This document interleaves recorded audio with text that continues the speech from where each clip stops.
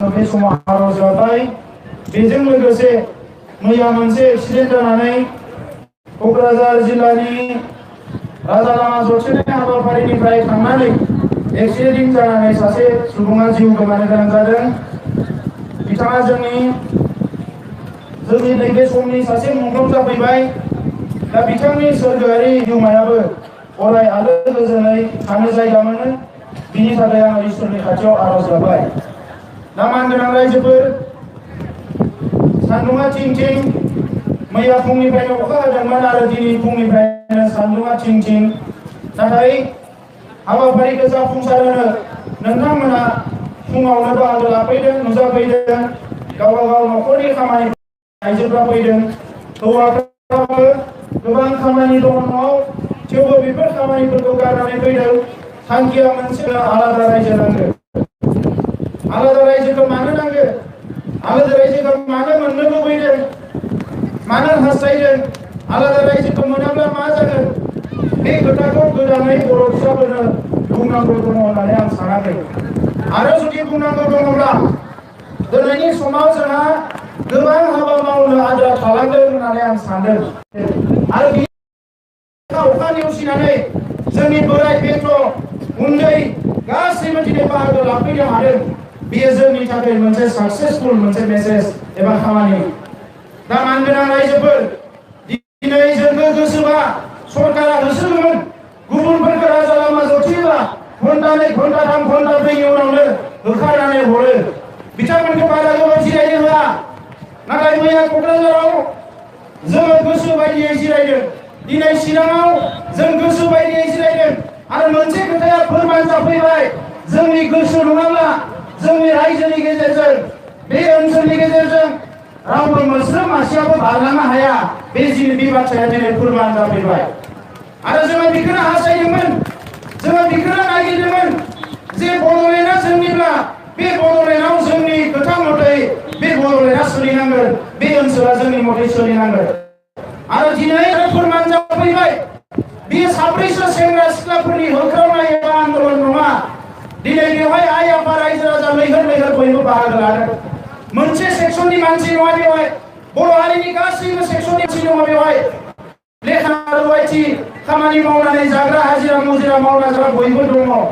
जानो हागौ बेवहाय अनजिमाया बांसिनानो गोरिब गुन्द्रानिफ्राय जानो हानाय।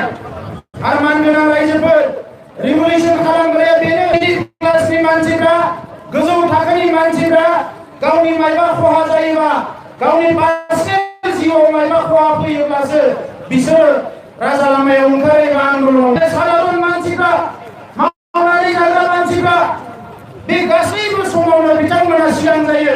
समाजनि बायदिसिना जेंना जेंसियाव बिथांमोनासो सिगां जायो।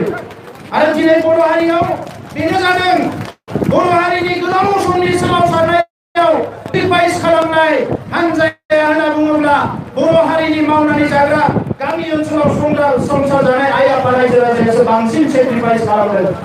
टाउन सहराव थानाय मानसिफ्रा मदद होदों, गोसोजों मेलेमजों मदद होदों, मिथिखानाय दङ, नाथाय सेक्रिफाइस खालामदों। दिनै डेम'क्रेटिक हाथियार लानानै सोमावसारनायानो जा, जोहोलावफोरखौ जोथोन लानायनिफ्राय, जुजिनायनिफ्राय गासैबो थासारियाव जोंनि गामि ओनसोलाव रायजो जाग्रा आइ आफा रायजो राजाया जुजिबोदों। आं नोंथांमोनखौ खुलुमो, नोंथांमोनखौ आं सेलुट होयो, आं साबायखर बावो। दिनै बर' हारिया बे अबस्थायाव थांनानै दङबा नोंथांमोननि थाखायनो थांनानै दङ। नाथाय मानगोनां रायजोफोर, जोंनि दावहाया जोबाखै, जोंनि दावहाया जोबाखै।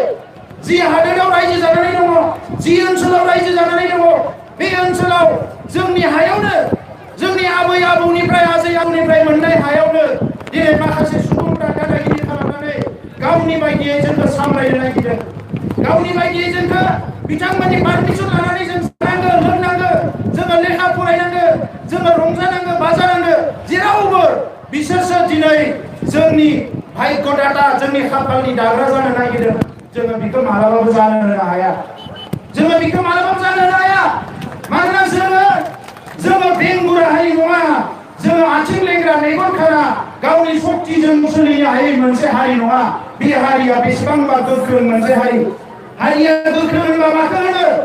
सिलाय बारुद बमा थानाय हारिखौ गोख्रों होना, थाखा फैसा गोनां हारिखौ गोख्रों होना, मानसिफ्रा साफ्रोमबो बोलो गोनां बाल' बेखौ गोख्रों होना जाय हारिया बायदिसिना थासारियाव बाय हाजार जेंनानि गेजेरजोंबो गावनि सिनायथि थामोनथा राव थुनलाइ हारिमु गावनि अस्तित्वखौ लानानै थांनानै थानो हायो बेनो मुलुगाव गोख्रों हारि दिनै बुहुमाव बर'आ मोनसे गोख्रों हारि भारतनि 100 कोटि थानाय मानसि थानाय 20 लाख आर्मि थानाय बेबायदि मोनसे देशनि सरकार थासेयावबो दिनै जि जोङो 12 घन्टा 24 घन्टा राजा लामा जथिनो हादों गावनि गोसो बायदियै दिनै जोंहा मोनसे गोहो दङ जोंनि गोहोआ भारताव रेजिस्टार जानाय गोहो जोंनि गोहोआ आसामाव रेजिस्टार जानाय गोहो बयजोंबो गनायजानाय गोहो जोंनि गोहोआ भारताव आसामाव जोङो बेखौ मानिनानै लानांगोन जोङो गोसोजों दुर्बल जानाङा रायजोफोर जोंनि न'खर संसार जानायाव मालाबा जानाय लोंनायाव जेंना फैयो मालाबा गथ' लेखा फरायनायाव जेंना फैयो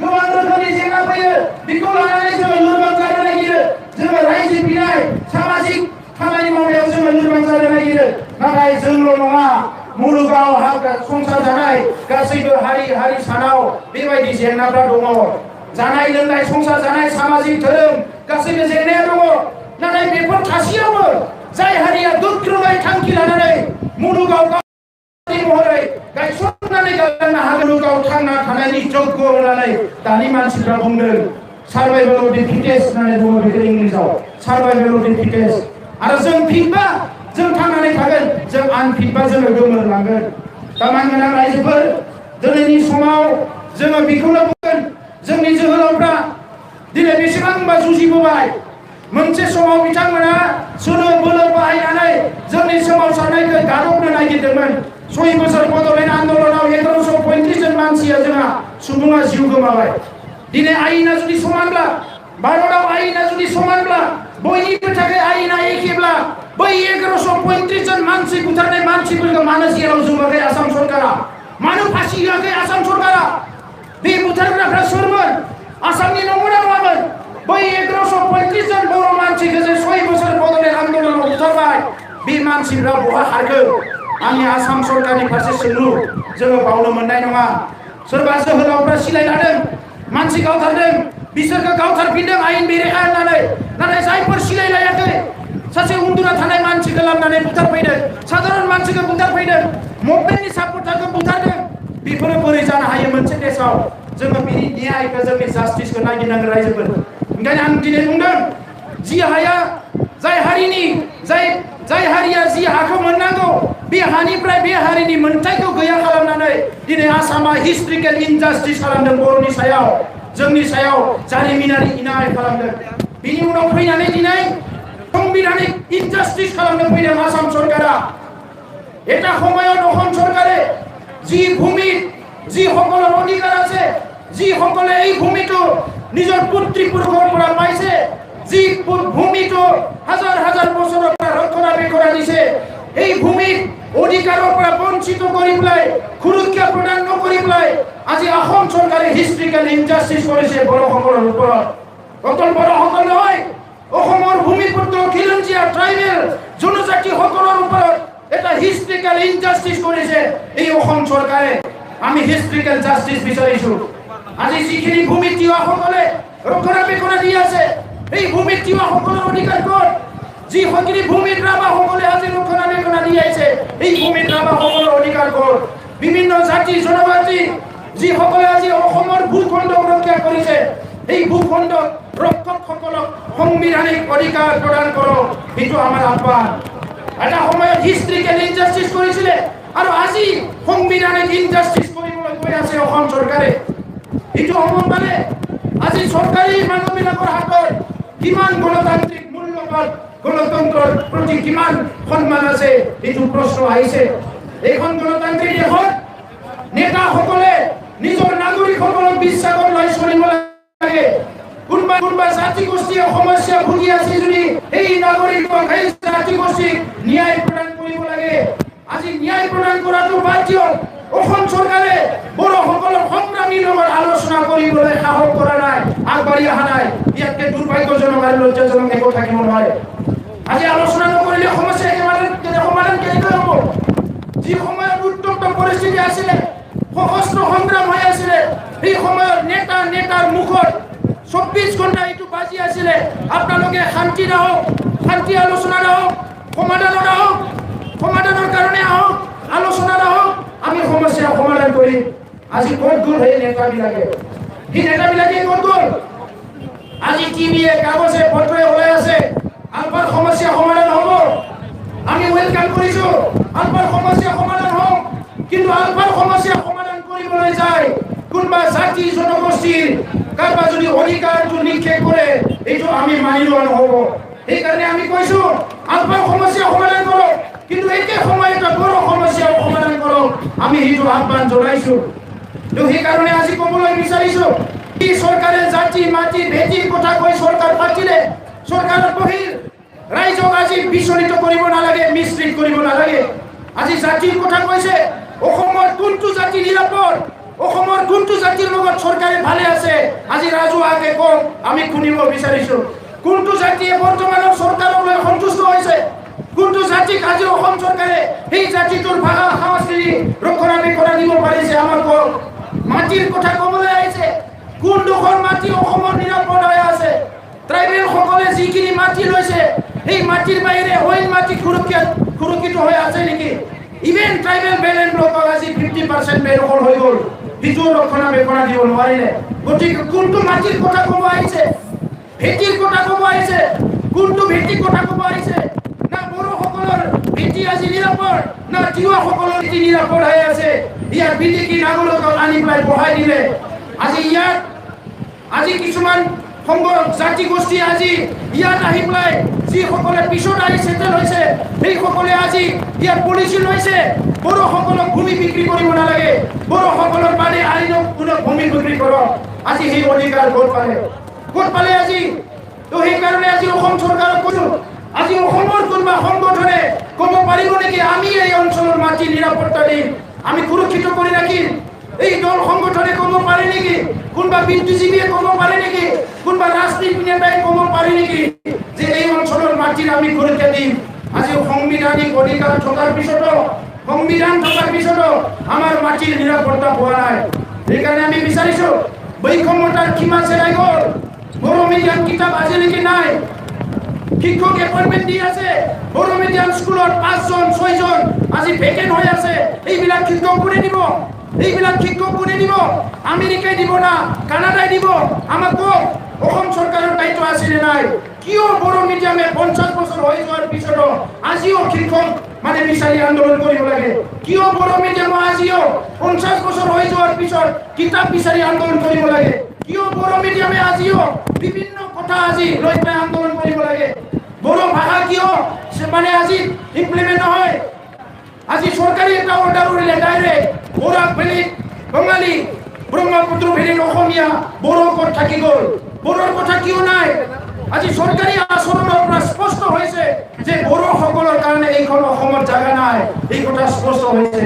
গতিকে আজি আপোনালোকক আমি কৈছো, যিহেতু আপোনালোকৰ আমাক মৰম কৰিব পাৰা, আমাক সন্মান দিব পাৰা, আমাক বিশ্বাস কৰিব পাৰা আপোনালোকৰ হৃদয় নাই, আপোনালোকৰ মন নাই, আপোনালোকৰ সাহস নাই, তেনেহ'লে আমাক বিদায় দিয়ক। আজি বিদায় ল'লে আমিও শান্তি হ'ম, আপোনালোকেও শান্তি হ'ব। আমি আপোনালোকক অশান্তি ৰাখিব বিচৰা নাই। আজি মিজোৰাম সৃষ্টি হ'ল, মিজোৰাম আজি সুন্দৰকে মিজোৰাম উন্নয়ন হৈ আছে, মিজোসকল উন্নয়ন হৈ আছে। মেঘালয়ত আজি শান্তি আহিছে, উন্নয়ন হৈ আছে। খাচী জয়ন্তীয়া গাৰো নিজৰ অস্তিত্ব লৈ পেলাই নিজৰ পৰিচয় লৈ জীয়াই আছে।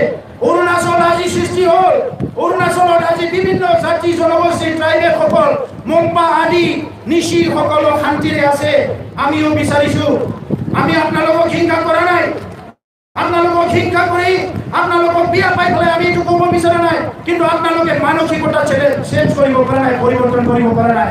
এই মানসিকতাই আজি চৰকাৰী মানসিকতা, এই মানসিকতাই আজি বড়ো অনাগৰৰ সৃষ্টি কৰিছে। বড়ো অনাগৰৰ গাৰ্জেন কোন? যদি আপোনালোকৰ অলপো যদি অসমৰ যদি ইয়াত কণ্ট্ৰিবিউশ্যন নাই, আজি কিয় অসমৰ দল সংগঠনে বিভেদকামী শক্তি ইয়াত যিটো অনাগৰক সৃষ্টি কৰি পেলাই আজি বড়োসকলৰ বিৰুদ্ধে ডেকাসকলে হকে বিহকে মাত মাতি আছে, আপোনালোকে কিয় কথা কোৱা নাই? আমি প্ৰশ্ন কৰিছো। ইয়াত অনাগৰ মানুহৰ কি নিৰাপত্তা নাই? আপোনালোকে কওক, কি ডাটা আছে আপোনালোকক? কোনডোখৰ মানুহ অনাগৰ মাটি কাঢ়িছে অনাগৰৰ পৰা? সেইদিনা BTC চৰকাৰে আলফা শহীদ বিলাকক পইচা দিলে, আলফাক মাটি দিলে, ৰামদেৱক মাটি দিলে, কোনজন অনা বড় মানুহ ইয়াতে মাটি এৰি জব পলাব লগা হৈছে? কোনজনে অসমীয়া মাত মাতিব পৰা নাই? আপোনালোকে আমাক কওক। আজি এনেই বড়ো বিলাকক বিৰোধ কৰিব লাগে, বিৰোধ কৰিলে নহ'ব। আপোনালোকৰ চৰিত্ৰ আমি গম পাইছো। সতীৰ নাক কাটি নিজৰ নাক কাটি সতীৰ যাত্ৰা ভংগ কৰাৰ নিচিনা এটা চৰিত্ৰ আমি দেখিবলৈ পাইছো। এইটো হ'লে আপোনালোকৰো লাভ নাই, আমাৰো লাভ নহয়। কিন্তু বড়োবিলাক দৃঢ় প্ৰতিজ্ঞ। আজিলৈকে এই সংগ্ৰামত ৫,০০০ৰ অধিক মানুহ আজি হত্যা কৰিলে, কিন্তু এই সংগ্ৰাম স্তব্ধ নহয়, না হৈছিল না হ'ব। আজি আমাৰ চিন্তাত পবিত্ৰতা আছে। বড়োপা উপেন্দ্ৰনাথ ব্ৰহ্মই কৈছিলে জীয়াই থাক আৰু জীয়াই থাকিবলৈ দে। আমাৰ চিন্তাত পবিত্ৰতা আছে। আমি নিজে জীয়াই থাকিব সংগ্ৰাম কৰিছো। জাতি গোষ্ঠীৰ বিৰুদ্ধে আমি থিয় হৈছো। আজি ইয়াত যিখিনি বসবাস কৰি আছে, বিভিন্ন দল সংগঠন আছে, যিয়ে বড়োৰ বিৰোধী নকৰিলে তেখেতসকলৰ পেটত ভাত নাযায়। কিন্তু আপোনালোকে ভাবিছে বড়োৰ বিৰোধী কৰি আপোনালোকৰ কি লাভ হৈছে? কিবা লাভ হৈছে জানো? বড়োৰ লগত যুদ্ধ কৰি বড়োক মানে আজি ক্ৰিটিচাইজ কৰি পেলাই যদি আপুনি চৰকাৰীভাৱে কোনোবা এটা কিবা লাভ কৰিব পাৰিছে আজি কওক। আজি বড়োলেণ্ড অঞ্চলত বসবাস কৰা বিভিন্ন জাতি গোষ্ঠী ধৰ্মাৱলম্বী লোকে বড়োক শত্ৰু বুলি ধৰি লৈছে। যদি বড়ো শত্ৰু হয়, আপোনালোকৰ মিত্ৰ কোন হয়? কোনে আপোনালোকক আজি ইয়াত নিৰাপত্তা দিছে? আপোনালোকে কওক। কোনে আপোনালোকৰ ভাষা সংস্কৃতি জীয়াই ৰাখিছে? অসম চৰকাৰে যদি ৰাখিছে, আপোনালোকে কিয় সংগ্ৰাম কৰি আছে? মই আপোনালোকক প্ৰশ্ন কৰিছো। গতিকে আমাৰ কথা স্পষ্ট। এই অঞ্চলত অসম চৰকাৰে ন্যায় দিব পৰা নাই, আমাক সাংবিধানিক অধিকাৰ দিব পৰা নাই। আজি ঐতিহাসিকভাৱে যিয়ে ন্যায় দিব লাগিছিলে ন্যায় দিব পৰা নাই, নিৰাপত্তা দিব পৰা নাই, সম উন্নয়ন সম মৰ্যাদা দিব পৰা নাই। ভাষা সংস্কৃতি জীয়াই ৰখাৰ দায়িত্ব আৰু কৰ্তব্য অসম চৰকাৰ ভাৰত চৰকাৰ আছিলে, সেইটো কৰিবলৈ পৰা নাই। সেইকাৰণে বড়োলেণ্ড সংগ্ৰাম কৰিছো। আৰু চৰকাৰ আমি বিশ্বাস কৰিছিলো সৰ্বানন্দ সোণোৱাল ডাঙৰীয়াক। ইয়াৰ এটা নৱ প্ৰজন্মৰ এটা মুখ্যমন্ত্ৰী হৈছে, জাতীয় নায়ক এজন মুখ্যমন্ত্ৰী হৈছে। আজি তেখেতে আহি পেলাই ইয়াৰ অসমৰ ৰূপ সলনি কৰিব। সকলো জাতি গোষ্ঠীয়ে মৰ্যাদা পাব, আলোচনা কৰিবলৈ সুযোগ পাব। মুখ্যমন্ত্ৰীক যেতিয়াই বিচাৰে তেতিয়াই কথা পাতিব পাৰিব। সকলো জাতি গোষ্ঠীয়ে নিজৰ জাতি বাচোৱাৰ কাৰণে, নিজৰ জাতিৰ অস্তিত্ব ৰক্ষাৰ কাৰণে কিবা নহয় কিবা এটা সুযোগ পাব। এই কথাটো চবে ভাবিছিলে। কিন্তু আজি যিটো দাম্ভিকতা অসম চৰকাৰে দেখাইছে, যিটো ইগনৰেন্স অসম চৰকাৰে দেখাইছে, যিটো গাই এৰা মনোভাৱ দেখাইছে, সেইটো কিন্তু অদূৰ ভৱিষ্যতত অসমৰ কাৰণে ভাল নহয়। আমাৰ কাৰণেতো ভাল নহয়, এইটো আমি জানো, কিন্তু অসমৰ কাৰণেও ভাল নহয়। যিখিনি অসম আজি বাচি আছে, আপোনালোকে পুনৰ বিবেচনা কৰক। আজি বড়োলেণ্ডতো আমি অসমীয়া ভাষা জীয়াই ৰাখিম, বড়োলেণ্ড আমি জীয়াই ৰাখিম। এইটো আমি স্পষ্ট কৈছো। কিন্তু আপোনালোকৰ কাৰোবাৰ সহগ আছেনে? কেইদিনমান আগতে কৈছে বিটিচি চৰকাৰত বিটিচিৰ নাম ফলকত, বেনাৰ বিলাকত, হোৰ্ডিং বিলাকত, চাইনবোৰ্ড বিলাকত অসমীয়া ভাষা নাই। ডিব্ৰুগড়ত বেলেগ ভাষা মুচি অসমীয়া ভাষা লিখিছে, আমি বিয়া পোৱা নাই। বড়োলেণ্ড অঞ্চলত লিখাটোত আপোনালোকে বিচাৰিছে, আমি এইখিনি সাহস আছে। কালি আমি গোটেই কি চাইনবোৰ্ডত, কি অফিচত, কি ইনষ্টিটিউচনত আমি ঘৰে ঘৰে সকলোৰে নংলা মুখত আমি অসমীয়াত লিখি ল'ব পাৰোঁ, এইটো বসুমতাৰীৰ ঘৰ, এইটো বড়োৰ ঘৰ, এইটো নাৰ্জাৰীৰ ঘৰ বুলি। কিন্তু অসমত কোনোবা সাহস আছেনে যে বড়ো ভাষা এইটো মানে আমুকৰ ঘৰ বুলি লিখি ল'ব পাৰিলে কাৰোবাৰ সাহস আছেনে? কোনোবা এইটো কৰিব পাৰিবনে? যদি কৰিব পাৰিব, আজি গুৱাহাটীত কোনটো ইনষ্টিটিউচনৰ ওপৰত বড়ো ভাষাৰে লিখা আছে আপোনালোকে কওক। এনেকুৱা জাতি গঠন কৰিব নোৱাৰে। তো সেইকাৰণে মই কৈছো, আজি এই সংগ্ৰাম কাৰো বিৰোধে নহয়, এই সংগ্ৰাম চৰকাৰৰ বিৰোধে। আজি বিবেচনা কৰক। আমাক যদি পুনৰ বিবেচনা কৰাটো বিচাৰিছে, আগতে আপোনালোকে কৰক। আজি আপোনালোকে সাংবিধানিকভাৱে ন্যায়ভাৱে যিখিনি অন্যায় কৰি আহিছে, ইয়াৰ জাষ্টিছটো আমাক লাগিব। এই দীৰ্ঘদিন বড়ো আন্দোলনত 6 বছৰ আন্দোলনত 1135 জন মানুহ হত্যা কৰা হ'ল। কোনে হত্যা কৰিলে? লণ্ডন আমেৰিকাৰ পৰা আহি হত্যা কৰা নাই। এই সময়ত ব্ৰিটিছ নাছিলে। ব্ৰিটিছ 1947 গুচি গ'ল। কিন্তু 1987 চনৰ পৰা যিটো আন্দোলন হ'ল, এই 1135 জন বড়োক কোনে শ্বহীদ কৰিলে? এই শ্বহীদ যিবিলাকে কৰিলে, হত্যা যিবিলাক কৰিলে, ইহঁতৰ ওপৰত কিমান কেছ ৰেজিষ্টাৰ কৰা হ'ল, কিমানজনক এৰেষ্ট কৰা হ'ল, কিমানজন পুলিচ মুখীয়া জেলত আছে, আমাক হিচাপ দিয়ক। আৰু এৰেষ্ট কৰা নাই, কেছ হোৱা নাই, কিয় হোৱা নাই? এইটো অন্যায় নাছিলে নেকি? 1135 জন বড় মানুষ হত্যা করাটো অন্যায় আছিল নাই এইটো ল ইলিগেল আছিল নাই আইনগতভাৱে এইবিলাক মানুহ পানিশমেন্টৰ যোগ্য হয় না নহয় আপোনালোকে বিবেচনা কৰি চাওক একবাৰ সমানে চলা নাই সেইকাৰণে আহ্বান কৰিছো সমস্যা সমাধান কৰক আমাক আজি লাগে এটাই কথা স্পষ্ট আলোচনা কৰক সমস্যা সমাধান কৰক বড় সকলো ৰেডি হৈছে আজি এনডিপি প্ৰগ্ৰেছিভ এনডিপি ইয়াত বিভিন্ন সংগঠন ডেমোক্ৰেটিক অৰ্গেনাইজেশ্যন এক হৈছে আপোনালোকে সমস্যা সমাধান কৰক যদি সমস্যা সমাধান নহয় এই আন্দোলন চলি থাকিব যদি আন্দোলন কিবা জটিল ৰূপ লয় ইয়াত যদি বেলেগ মূৰ লয় ইয়াৰ কাৰণে কিন্তু 100% জগৰীয়া চৰকাৰ হ'ব আমি নহয় এই কথা স্পষ্ট কৰি দিছো তামাংনা ৰাইজবোৰ যে আমি বিক্ৰয় খামাইনা গিজেন যে দিनै समाव सानायखौ डिसिप्लिननि गेजेरजों खालामनांगोन जोङो फुंनिफ्रायनो जिरायदों माखासे आथिं एसे रुवायनो हानाय थाबायदों मादों थिगानो दङ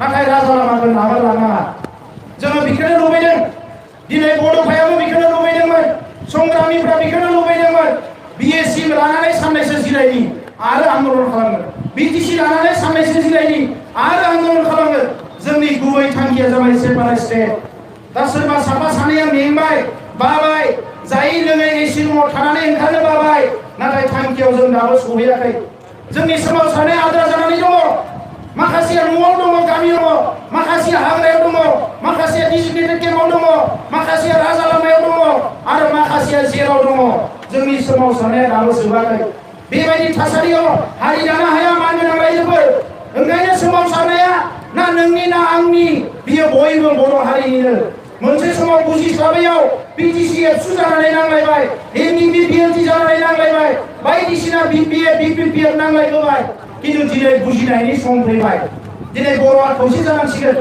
खौसे जायाबा जोङो हानाय नङा दिनै मालायफ्रा जेरैबायदि लै सै गासैबो गोहोखौ बाहायनानै जोंनो जेबो होनो नागिरा 50 बोसोर सिगाङाव रेडिअ सेन्टाराव 15 मिनिट दामोमोन बर' मेथाइखौ बर' बाथ्राखौ दिनैबो आधा घन्टानि बारा जायाखै टिभि सेन्टाराव दाबो जायगा होआखै गोबां फसंथानफोराव दाबो जायगा गैया बर' मास्टार हरा गोबां जेंना दा बेनिखायनो रायजोफोर जोंनि आखायाव गुबुन लामा गैया जों सोमावसारनांगोन गोख्रोंनिफ्राय गोख्रों सोमावसारनांगोन सोमावसारनायनि ओंथिया सोमावसारनायनि थांखिया हिंसा खालामनाय नङा जों दिनै हिंसा खालामनो हाया सोमावसारनायनि मुङाव हिंसा खालामोबा जोंनि सोमावसारनायखौ गाबोननो थेर बेथेर खालामगोन बेनिखायनो जोङो हिंसा खालामनाङा दिनै जों हिंसा खालामनाय गुबुन हारिफ्राबो लासै लासै जोंनि खाथियाव फैनो हमदों बिथांमोनाबो आवगायबोदों जोंखौ मदद होनो थाखाय दिनै सोमावसारनायाव गैयाबालाय मा जानो नांला दानि नुदों जोंनि सोमावसारनायाव सासे अफिसार गुबुन हारिनि फैनानै खबर लाफैदों गोबाङानो फन खालामदों सोमावसारनाया मोजाङैनो सोलिगासिनो दङ ना गैया गोबाङानो सोंहरगासिनो दङ मानगोनां रायजोफोर दिनै आसामाव जोङो 99 जानो हानाय जोङो मोनसे हारियाल' बिदों 99% बेखौ बिनो नागिराखै ट्राइबेलफ्रा जाजानो लुबैयो नाथाय अपेन बुंनो हाया आसामफोरखौ गिनानै खामानिखौ जोंनो मावनांगोन आसामनि ट्राइबेलफोरनि आन्दोलनफ्रा जोंनि सायावसो सोनारबोदों बर'फ्रा जोंहा गोख्रों जायो उन्दै उन्दै हारिफ्रा गोख्रों जायो बिसोरनि सुबुं अनजिमाया जोबोद खम दिनै बेखौनो नायनानै आसामाव जोंनि लोगोफ्रा ओंखारैखाय जोङो इन्डियायाव जोंनि लोगो नायफैदों आरो दिनै भारतनि 10 कोटि मानसिफोरनि माखासे आफादफोरजों जों रायज्लायदों गोबां आफादा जोंनो खोथा होदों झारखन्डआव जोङो बेरायहैदों झारखन्डनि मानसिफोरजों रायज्लायदों बिथांमोना बुंदों आदिबासिजों बर'जों दावराव जाबाय थादों नाथाय जोंहा दायित्व दङ जेब्ला बड'लेण्ड आन्दोलन खालामबाय थादोंमोन जोंबो झारखन्ड बिना आरो झारखन्डआबो 23% ट्राइबेला दिनै जोंखौ बुंदों 70-30 खालामनो नागिरा सर'निया संबिधानखौ बियो फरायाखै झारखन्डआवबो 27% ट्राइबेलजोंनो रायजो मोनदों दिनै बिथांमोना मा जादों बिथांमोना जोंखौ बुंदों झारखन्ड रायजो मोननायाव इउजि ब्रह्म सानसुमा कुमार बसुमतारी मोना गोबां मदद होदों खामानि मावदों दिल्लीयाव जोंनो जायगा होदोंमोन दिनै जोंहा बिबान दङ बड'लेण्डनि सायाव खोथा बुंनायनि आरो बिथांमोना बुंदों इयुनाव जुदि नेशनेल लेभेलाव मायबा बुंनो गोनां जायोब्ला अब्ला जोङो सारा झारखन्ड आरो बड'लेण्डनि जानानै बुंगोन होननानै जोंनो खोथा होदों दिनै तेलेंगानानिफ्रा जोंनो खोथा होदों ट्राइबेलफ्रा दिनै खोथा होदों जोङो गल्डेन जुबलियाव इन्डियानि माखासे ट्राइबेलफोर लिंना लाबोदों जुरित खालामदों जोंनि आन्दोलनाव आरो जोङो बेखौ जोंनि लोगो हिसाबै बाहायो आलादा रायजो बिग्रामफोरनि गेजेराव दिनै बड'लेण्ड बिनायानो 1 नाम्बाराव दङ इन्डियायाव बिदर्भआव सोमावसारनाया सोलिदों लेखा गोरों मानसिफोरनि आन्दोलन जोंनि बायदि राजा लामा जथिनो हाया बिदर्भआव आन्दलननि लिडारफ्रा उकिल गोजा बिथांमोना बेबायदि सान्दुं अखा खालामजानो हाया थेवबो आन्दलनखौ खालामदों जोंनिफ्राय सोलोंगासिनो दङ दैफ्रालेण्डनि आन्दलन गेजेराव थैहाबबायमोन बे आन्दलना दिनै गोख्रों महर मोनफिनबाय आरो जोंखौ आगानफ्रामबो बिथांमोना नोजोर होदों बड'लेण्डआ मा खालामो गुरखालेण्डनि आन्दलन बिथांमोना दिनै जोंनि खोथाखौ माखासेखौ बुजिनो हायैयाव माबा माबि मावब्रनानै दिनै गुरखालेण्ड आन्दलना थेर बेथेर जाबाय थांनाय बोसोराव 14 मानसिबो थैबाय लिडारफोरनि गेजेराव गावस्रानायबो फैबाय आरो दिनै आन्दलना थेर बेथेर जाबाय दा बेखौ जोङो गोख्रों खालामफिननांगोन मानगोनां रायजोफोर दा बेनिखायनो जि समखौ जि बोथोरखौ जों नेनानै दङमोन सानसे सम फैगोन भारत सरकार आसाम सरकारा जोंजों रायज्लायनो बाध्य जागोन दिनै जोंजों रायज्लायनो फैयाखै मालाय मा जानो जोंनो खोथा होआखै मालाय मा जानो बे आसाम सरकारनि अफिसारफ्रा मिनिट टु मिनिट जोंजों रायज्लायहरगासिनो दङ बिथांमोना बुंदों आसामनि चिफ मिनिस्टारा लायनो दिल्लीयाव दंहैयो आरो दिनैनि गेजेराव गाबोननि गेजेराव जोंजों रायज्लायहरनो माबा मोनसे मेसेज हरो होननानै बिथांमोना बुंगासिनो दङ जों बुंदों मेसेज हरोबा मोजां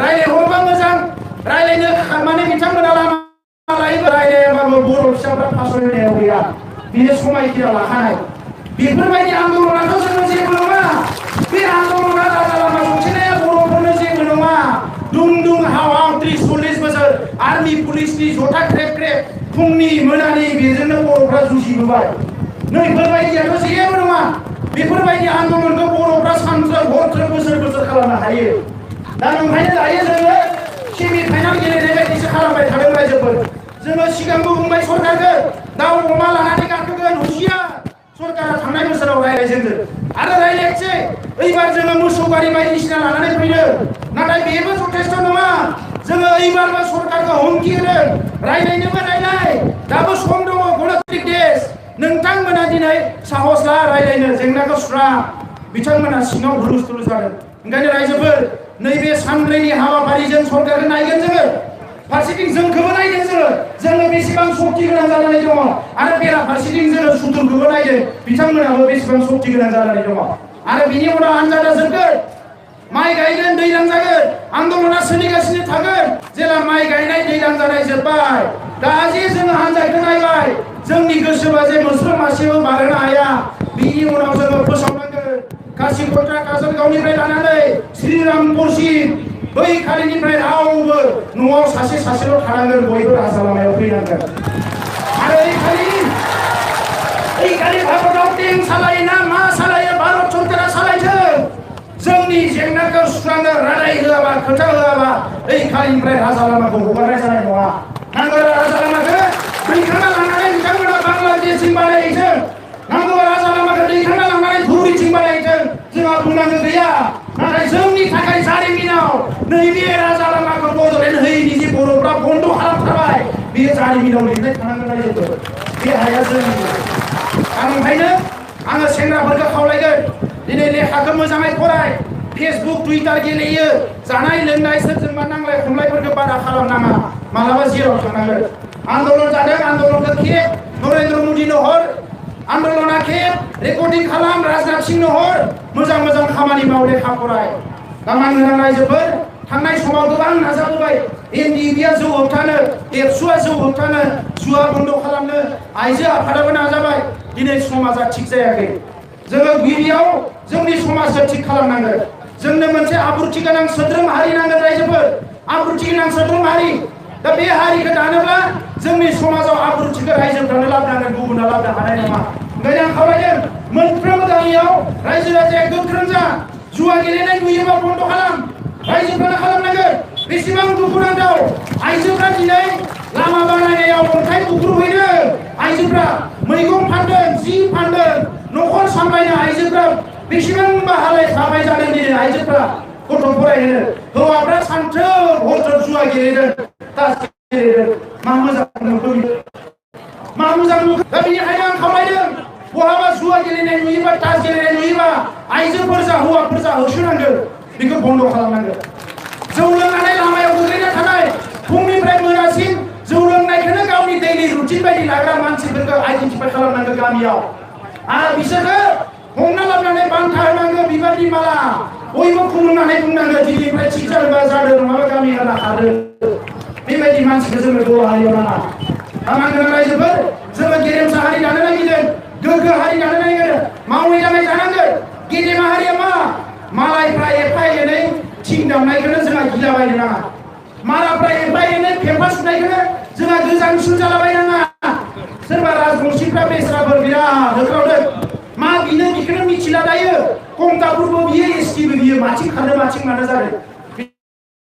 बिसोरखौ जोंहा दुखु मोनना लाब गैया।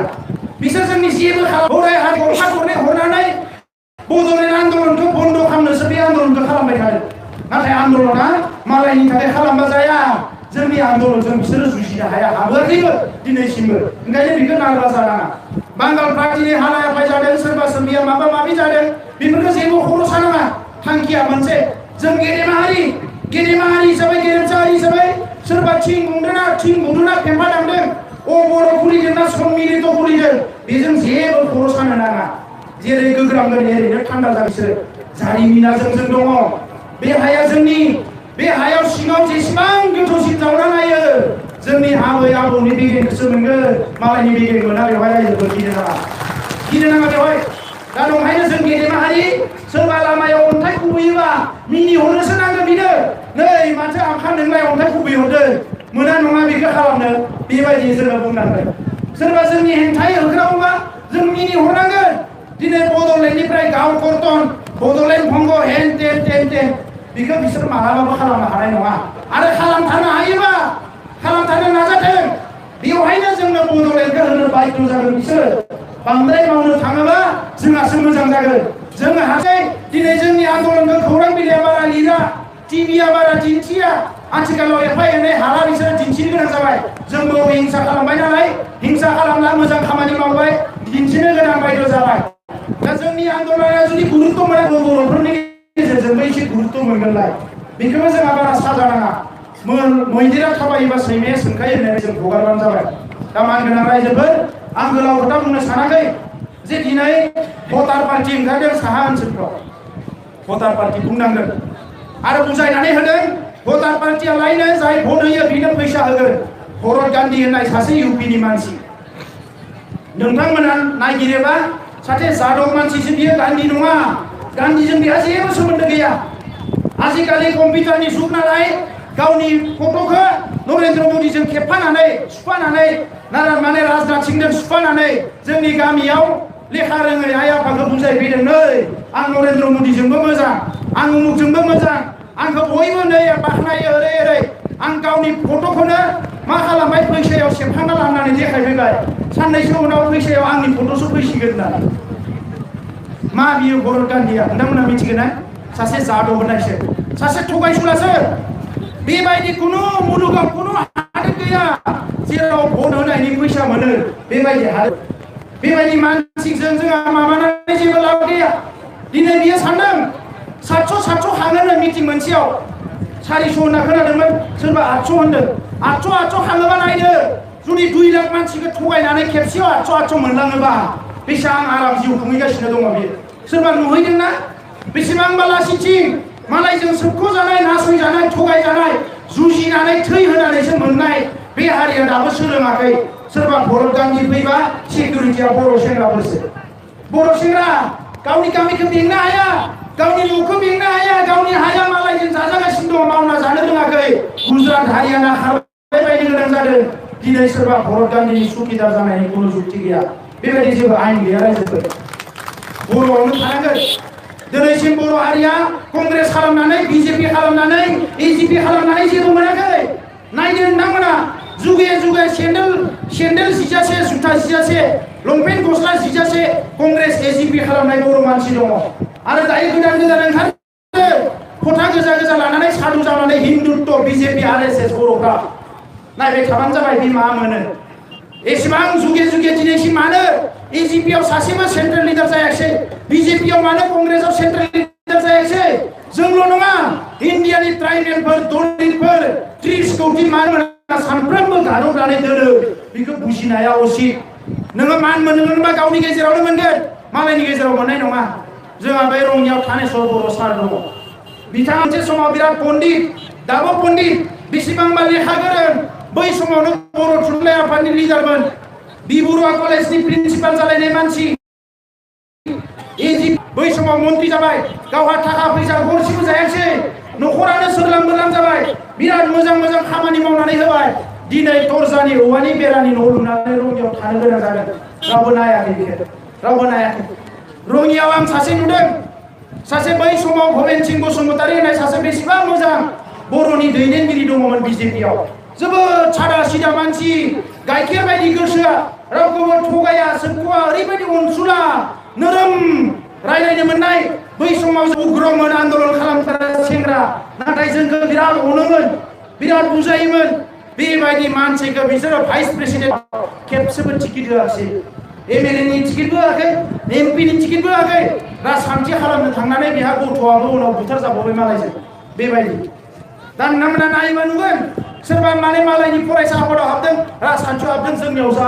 बर'फोरनियाव हाबफैफिननो गोनां जाजोब्बाय दा नंखायनो दिनै सोरबा भटार पार्टी सोरबा कंग्रेस सोरबा माबा माबि बिनि सम जायाखै जोबोद दिनै खौसे जानानै जोङो नांनांगोन आरो गोदोनिफ्राय संग्रामिफ्रा बर'नि संग्रामि रायजो राजाफ्रा गासैबो सोमावसारग्राफोरजोंसो थाफादों जोंनि रायजो बिनाया जाबाय पलिटिकेल डिमान्ड ओंखायनो राजखान्थिखौ गावनि आखायाव लाखिनांगोन रायजोफोर खौसे जानानै दिनै मोननाय मोनैनि राजखान्थि खालामनो जायाखै आजाद रायलाय दिनै राजखान्थिया फैबाय बर'नियाव साबेसे बर' फिसाफोर मोजाङै मोनजाहोनो हादों सोरनि न' लुनानै होनो हादों सोरखौ मोजां लेखा फरायहोनो हादों सोरखौ दिनै बेराम नायजानो होनो हादों दिनै हालायाफाय बेराम नायजानो फैसा गैया हस्पिटालाव थांनो फैसा गैया गथ'खौ एडमिसन लाहोनो फैसा गैया IIT पास जानाय जाबाय गथ'आ IIT आव फरायनो हानाय जाबाय एन्ट्रेन्स पास जाबाय फरायनो हाया साननैसो बोसोरनैसो बोसोरथामसो फरायोबानो इन्जिनियार जागोन बेखौबो फरायहोनो हाया दिनै बर' मानसिफ्रा बेसेबांबा दुखुआव गोग्लैनानै दङ ओंखायनो आलादा रायजो मोनाबा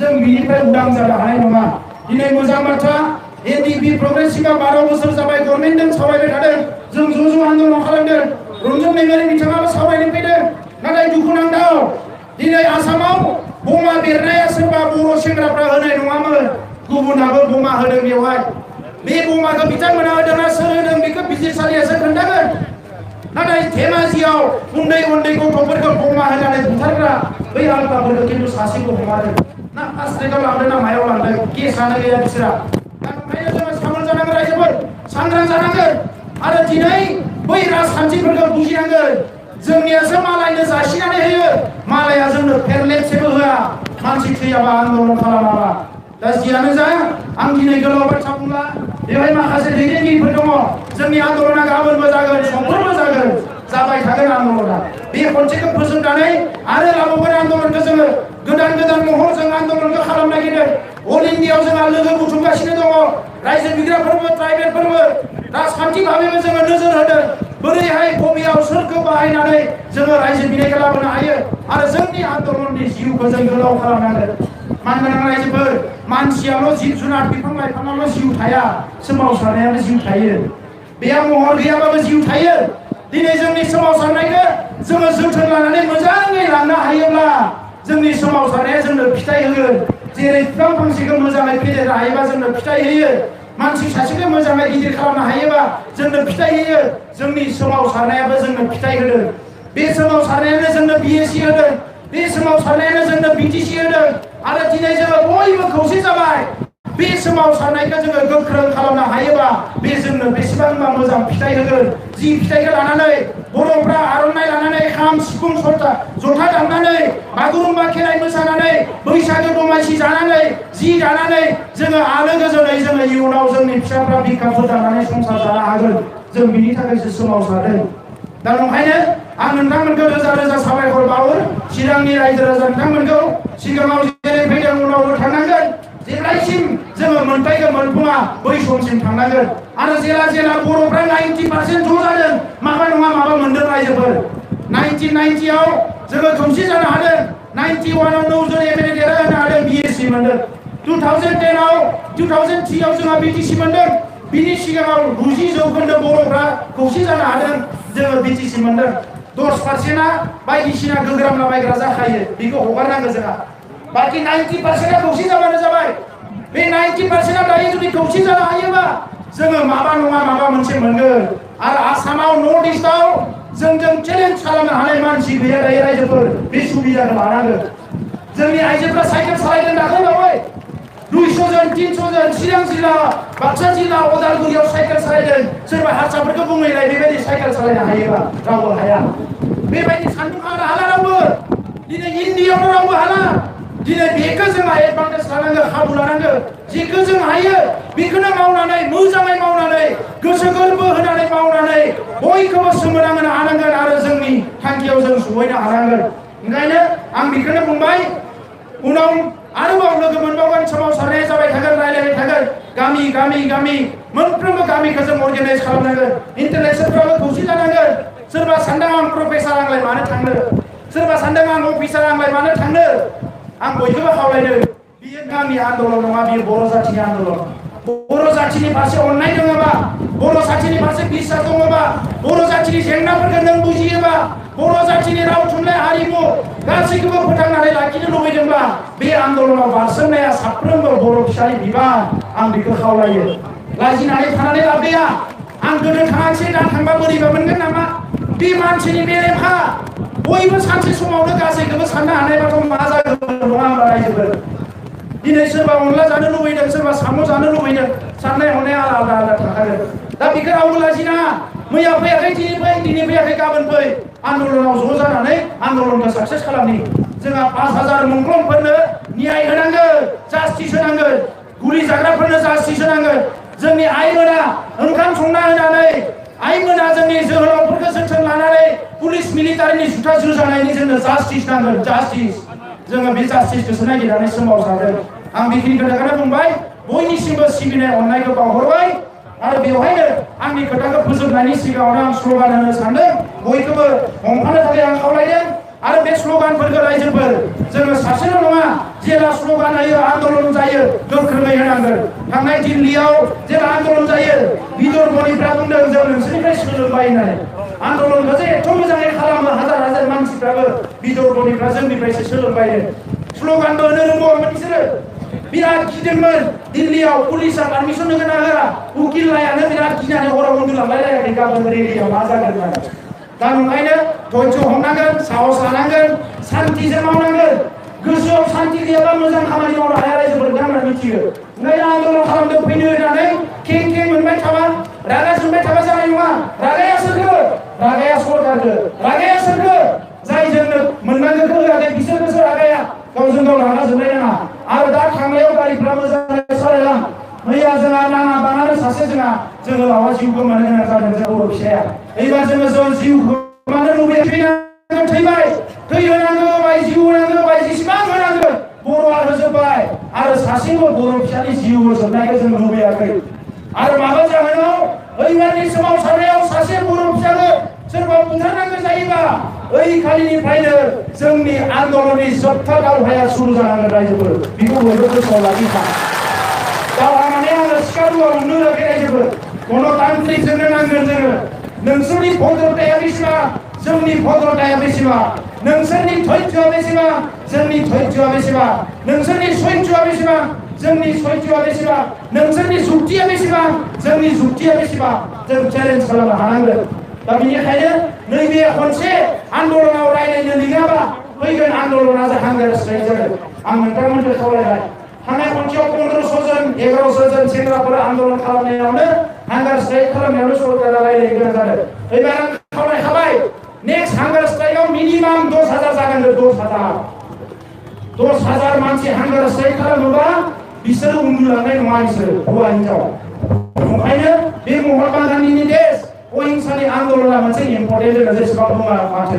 दा बेखिनि खोथाखौ बुंबाय आं स्ल'गान होनो नागिरबाय जय बर' हारिनि जय बर' हारिनि 50% बाहागो लायाखै थाबायबाय थाबाबो स्ल'गानखौ होजायो नङा होमबा बेफोरो जोंनि प्रेक्टिस जिरायनानै हो प्रेक्टिस बड'लेण्ड मोननो थाखाय जोङो प्रेक्टिस जोंनि तालिमखौ जों स्ट्रं खालामनांगोन गोरबोजों आवाजखौ होनांगोन आंनि खोथाखौथ' नैबेनिफ्राय नरेन्द्र मदिया खोनानाय नङा नाथाय अबंलावरि दङ बियो बयनिबो मेसेजखौ केरि खालामनानै रोगालाङो ओंखायनो गोरबोजों होनांगोन जोङो होख्रावनायाव जोंहा जेबो जाया बे होख्रावनायानो जे सोरखौबा जेरै साननो गोनां बायद' खालामो बे होख्रावनायनि जरखौ जोङो बुजिनांगोन जय बर' हारिनि जय बर' हारिनि Bodoland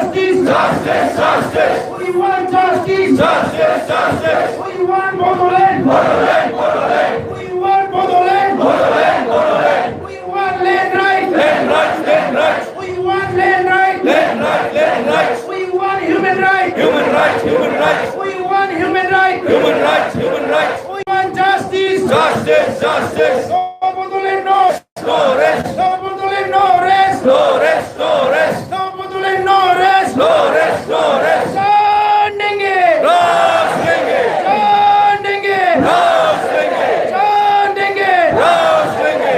Komandan Amak lagi, boy. Lucky boy. Lucky boy. Komandan Amak lagi, boy. Lucky boy. Lucky boy. Bodoland Amak lagi, boy. Lucky boy. Lucky boy. Inkılap Zindabad. Zindabad. Zindabad. Inkılap Zindabad. Zindabad. Zindabad. Amak Bodoland lagi, boy. Lucky boy. Lucky boy. Bodoland Amak lagi, boy. Lucky boy. Lucky boy. Bodoland noleh Hantonong. Hantunom. Hantunom. Bodoland noleh Hantonong. Hantunom. Hantunom. हमें बोदोलैंड चाहिए चाहिए. चाहिए. हमें बोदोलैंड चाहिए चाहिए. चाहिए. नो बोदोलैंड नो rest No rest. No rest. नो बोदोलैंड नो rest No rest. No rest. सिवाय दसो 50.